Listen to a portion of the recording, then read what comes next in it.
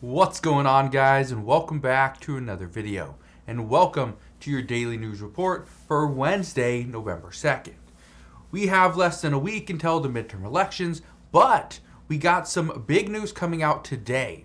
First, I just want to say this is not the likely 75 basis point rate hike from the Federal Reserve. Yes, that's big news. It's likely coming out today, but what I'm talking about is the announcement that is expected to come today from the Biden administration, specifically Kamala Harris.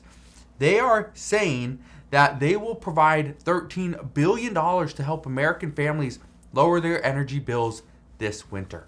That's big. So, help is on the way there. At the end of this video, I'm also going to talk about the issue that many major retailers are having because as of right now, they are potentially in trouble. So we will address that towards the end of this video. Now, let's get right down to it. Today, Kamala Harris plans to talk about the initiative to provide up to $13 billion for those in need. This is big. This will include about $4.5 billion for the Low-Income Home Energy Assistance Program. It's also called LIHEAP.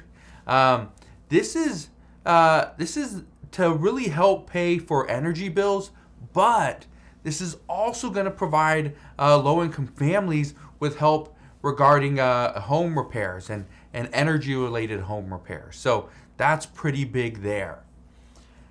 There will also be roughly $9 billion to help low and moderate income families lower their energy costs by providing energy-efficient upgrades to their homes as well. Again, different programs. Reports indicate that this $9 billion will help about 1.6 million homes, and it will help install about 500,000 heat pumps across the United States. That is big. Okay, that's big. I believe the Biden administration wants to provide, I believe it's like 12 million heat pumps or 10 million heat pumps by 2030.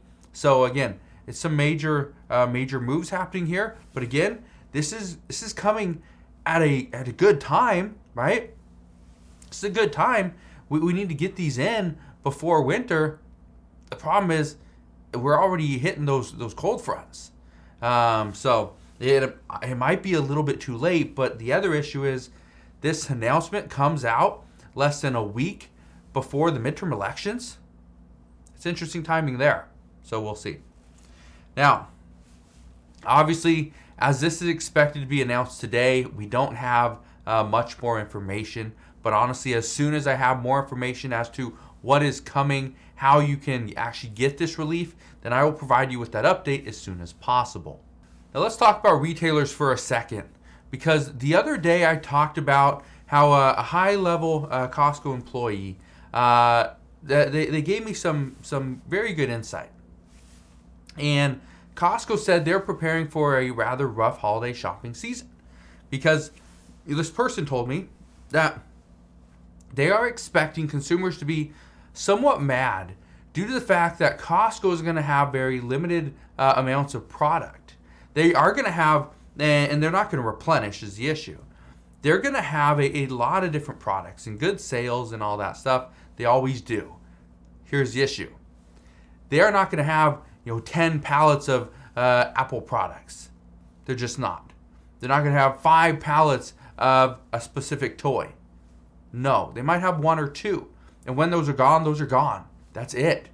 Okay? But it's not just Costco. I actually went to a local Walmart just last week, and I noticed something. Walmart shelves, they were not empty. These were actually overflowing with products. And this is very different from what I saw about a month ago, where the shelves were practically bare. I even saw pallets just last week at the end of almost every single aisle. So my guess is Walmart did not have any place to store their excess inventory. And so I thought, that's interesting.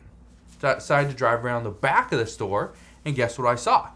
There were dozens of Connex boxes on the back of the store, on the side of the parking lot, which tells me that Walmart doesn't have enough room inside their store for all of their excess inventory. They just don't.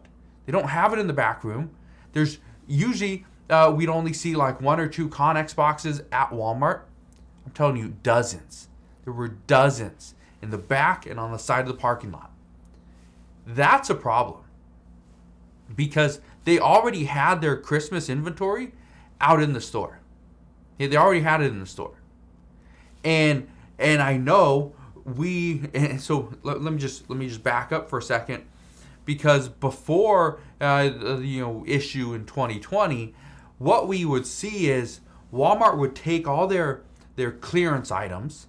They take a lot of their let's say Halloween stuff, right? They take all their summer gear and they'd put it all into Connex boxes right before Christmas, right before the holiday season, because they would be pulling out stuff for Thanksgiving, they'd pull out stuff for Christmas, and that would fill the shelves.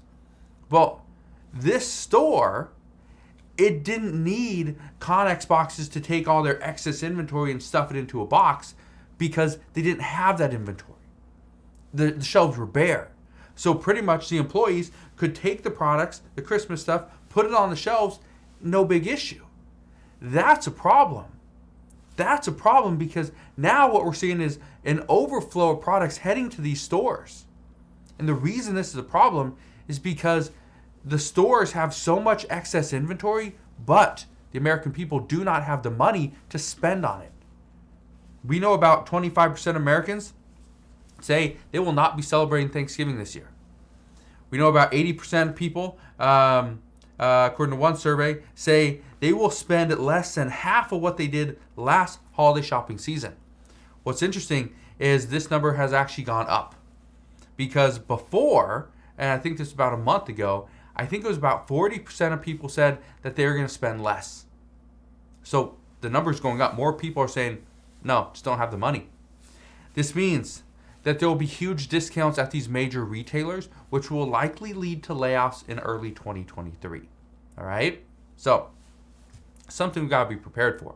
And now, we know that consumers are not spending money like they used to back in 2020 or 2021.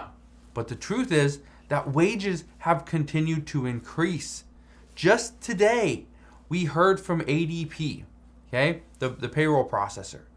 And they say private payrolls rose by 239,000 in October, so just last month. But they also say that wages increased by 7.7%. That's a problem. Now, this is good news for the American people, that obviously they have a job, they're making more money than they used to. That's great, especially in times of high inflation. However, good news for the American people is bad news for the Federal Reserve, which likely means the Federal Reserve is going to have more pressure on them to continue to raise rates even more. We know today it's likely going to be a 75 basis point rate hike. In December, it could potentially be a 75 basis point rate hike, but it would likely be a 50 basis point rate hike. But again, it all comes down to these little reports that the Federal Reserve is getting. And sometimes, okay, and I don't want to be the bearer of bad news, but sometimes these reports are good news for the American people, bad news for the Federal Reserve, which means the bad news for the Federal Reserve will trump the good news for the American people, and will likely mean that they're going to push us closer or further into a recession. So we will see what happens, but that is what we know. So just want to thank you guys for watching. Have a wonderful rest of your day. Consider subscribing, and I'll see you guys on the next one.